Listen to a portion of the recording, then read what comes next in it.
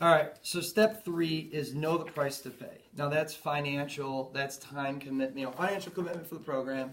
It's time commitment, people got to adjust their schedule, right? They can't be leading the same life they were and expecting to get different results. Like, what's the definition of insanity?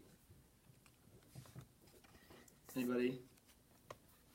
This is a good quiz because this is a good talking point when you're talking about people getting fit, going from unfit to fit. Just doing the same thing over and over without changing anything. You're right, doing the same thing over and over and getting the same results. Then I'm insane. No, I'm just kidding. Or you're expecting a different result doing the same thing over and over. That leads to insanity. So you got to change something in the schedule, right? So they're changing the schedule, their behavior, their exercising, all these things that go into the price. Now, step 3, the point of the goal is to get them to tell you what they think this is going to take to get to their goal. Remember, it's not what you know, it's what they think they know that matters.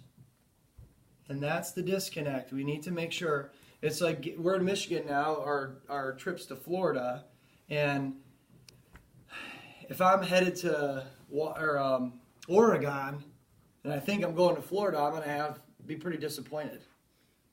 And that's where most of our clients are. When I was 18 years old, I was a super athlete. No, you're not in the NBA.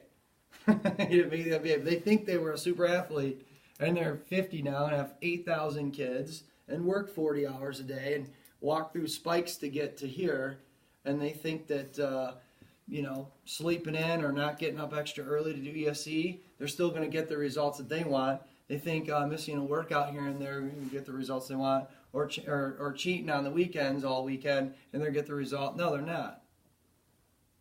So this is where it gets more serious, but in a you're always being like benevolent, like cool gal or guy to them no matter what, and that's super important, by the way. Like, being cool is helpful, not like, well, I'm better than you. So like being super helpful, but getting them to list out what they think it's going to take. And don't coach them with that at all. Don't lead them. Map out everything you think it's going to take. Take the time to do that. Okay?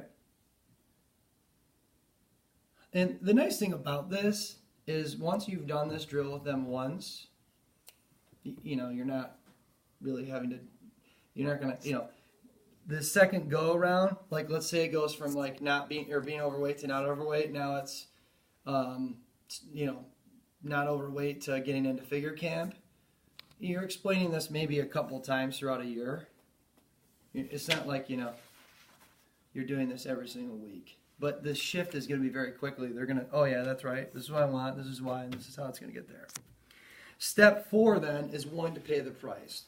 So at the end of the day, you're comparing what they think they need to do to get there to what really happens. And you got to make sure that they have some mental clarity on what that looks like. The pain they're going to go through to get there. Is it still worth it for them? Okay? For example, let's say I want to lose 20 pounds in 4 weeks versus 4 months. My effort and pain is going to be a lot less in the 4-month plan. And that might be emotionally or time constraints or whatever, what they need to have. Maybe that's not what they want to hear, but are you their friend or their coach? Coach. Yeah, so you're the only one who's having the tough talk. So plan on every experience being a tough talk with a nice reward on reassessment day. Okay, and then step 5. Did everybody get that? Step 4? I know I didn't spend much time on it, but there isn't much time. You're pretty much mapping out, hey, this is what it's going to take. So you're on the 4-month plan based on what you want. Or what you're willing to do, not what you want. And what you want. Okay. Step 5 is go pay the price. 25% of your success is knowing what to do, but guess what? You got to go do it. Be a doer. Thinking is great. I want somebody who's leading me to think and think well. But if they can't do it, that's even more concerning to me. I'm wondering how much time they spend on Google reading and researching opposed to doing. So you got to make sure whatever you're asking of them that you can do for the most part. Like, now, if their goal doesn't line up to whatever goal you've had, not a big deal. But If you can't follow an eating plan for 4 to 8 weeks straight, don't expect them to. If you can't follow an exercise regimen, so I'm not saying maybe if they want to bench press 1,000 pounds, you've never done it, you can't help them get there to some point. I mean, at some point you're not going to be able to, okay, I'm going to be honest, unless you're doing that kind of weight yourself. But this means you can't start in that direction and then outsource, right? So we have to be able to at least follow an eating plan, a workout regimen. We have to know how to decompress from stress and all those things, okay?